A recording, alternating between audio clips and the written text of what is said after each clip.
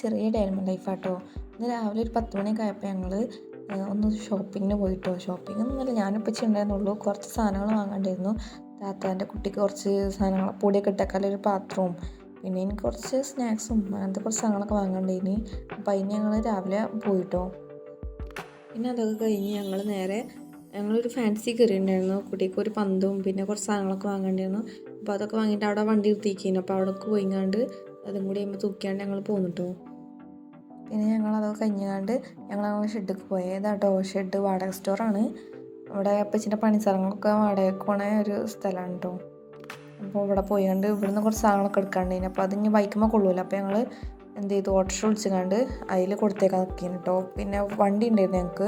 അപ്പോൾ അതിൽ എണ്ണ അടിക്കാണ്ടായിരുന്നു കുറച്ച്. അപ്പോൾ എണ്ണ അടിക്കാൻ വേണ്ടിയിട്ട് ഞാനും കൂടി പോയിട്ടോ.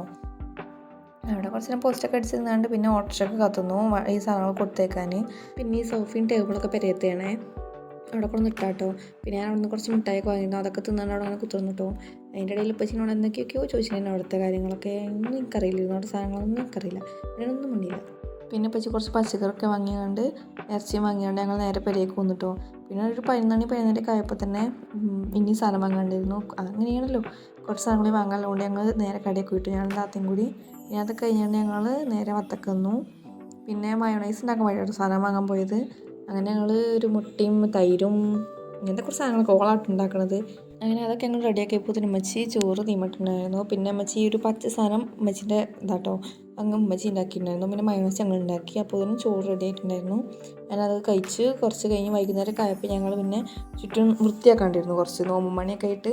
അപ്പോൾ ഈ പണിയൊക്കെ എടുത്ത് ഈ കല്ലൊക്കെ ഒന്ന് ശരിയാക്കി ഇവിടെ കുറച്ച് മണ്ണൊക്കെ ഉണ്ടായി. അപ്പോൾ അതൊക്കെ ഒന്ന് ചട്ടിയിലാക്കിയിട്ട് തക്കാളിയും പച്ചമുളകൊക്കെ കുഴിച്ചിട്ടുണ്ടായിരുന്നു.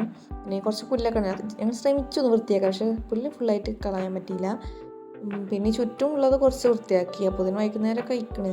പിന്നെ ഉപ്പച്ചി ഓടൊക്കെ കേൾക്കാണ്ടായിരുന്നു. അപ്പോൾ അതൊക്കെ ഉപ്പച്ചി കേൾക്കാണ്ട് ഞാൻ കുറച്ച് നേരം പഠിച്ചായിരുന്നു. ഇന്ന് ലോ ആട്ടോ പഠിക്കണത്. അപ്പോൾ ഇത്ര ഉള്ളൂ എൻ്റെ വ്ളോഗ്.